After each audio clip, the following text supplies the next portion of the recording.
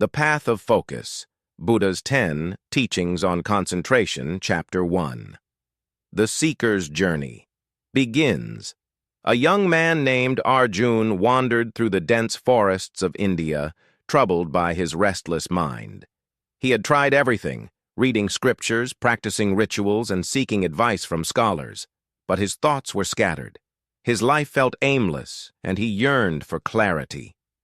One day, he heard that the Buddha was residing near the city of Rajgir. Desperate for guidance, he set out on a journey to meet him. After days of travel, Arjun arrived at the monastery, where he found the Buddha seated beneath a great Bodhi tree. "Master," Arjun said, bowing deeply, "my mind is like a storm. I cannot focus on anything. My thoughts jump from one thing to another, and I feel lost. Please, teach me how to focus in life." The Buddha smiled and nodded. "Focus is the key to wisdom and success. To attain it, you must follow the right path. I will teach you 10 lessons to help you train your mind and achieve deep concentration." Chapter 2. The First Teaching. Right Intention. Buddha began, "The first step to focus is to have the right intention. If your mind is scattered, ask yourself, what do you truly seek? A mind without direction is like a boat without a rudder." Arjun reflected on this. He realized that he wanted clarity, peace, and success, but his intentions had been weak. From that day forward, he resolved to be clear about his purpose and set a strong intention to cultivate focus. Chapter 3. The Second Teaching, Mindfulness in Every Action. Buddha continued, "Be mindful of everything you do. Whether you eat, walk, or breathe, be fully present. Do not let your mind wander into the past or future." To demonstrate, Buddha handed Arjun a bowl filled with water.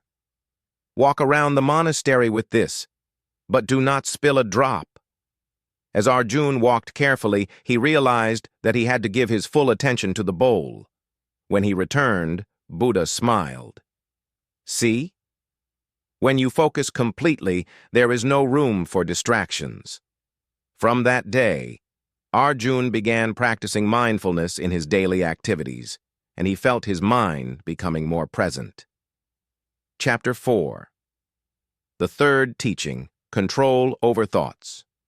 Buddha then said, "A monkey jumps from branch to branch, just as an unfocused mind jumps from thought to thought. You must tame your thoughts." Arjun asked, "How can I control them?" "By awareness," Buddha replied. "Do not resist your thoughts, but observe them. Let them come and go like clouds in the sky. The more you observe, the more control you will gain." Arjun practiced this daily.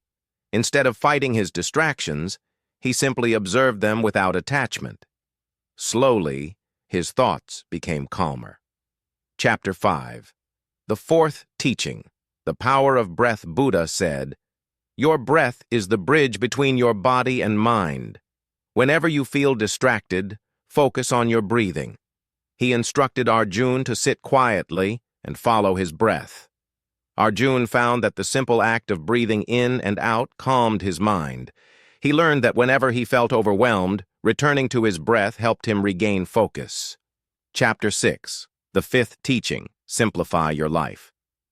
Buddha then advised, too many possessions, too many desires, and too many commitments scatter the mind. Simplify your life, and you will find focus. Arjun realized he had been chasing too many things at once. He started letting go of unnecessary distractions and material desires. As his life became simpler, his mind became clearer. Chapter 7. The Sixth Teaching, Avoiding Mental Toxins. Just as a clean stream becomes polluted by dirt, your mind is disturbed by negative influences, Buddha explained. Arjun asked, "What are these toxins?" "Gossip, anger, greed, and unnecessary arguments. Avoid them, and your mind will stay pure."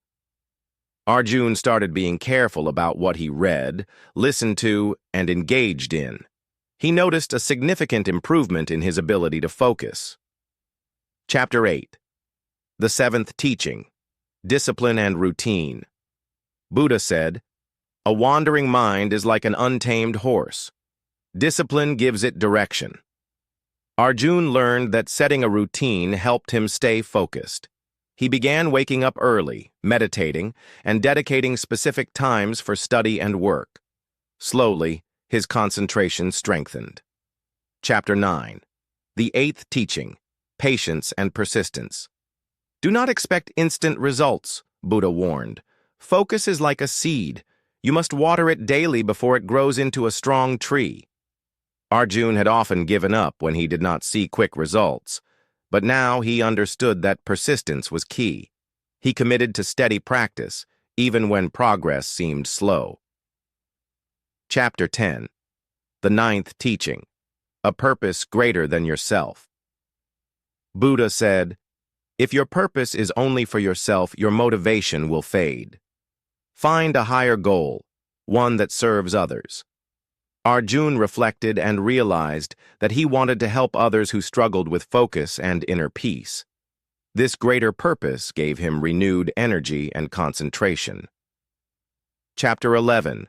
The 10th Teaching, Letting Go of Distractions. Finally, Buddha said, "Learn to let go.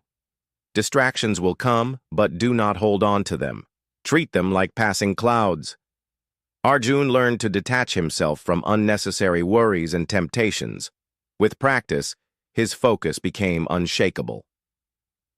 Chapter 12. The Transformation. Months later, Arjun returned to the monastery. His eyes were calm and his presence was steady.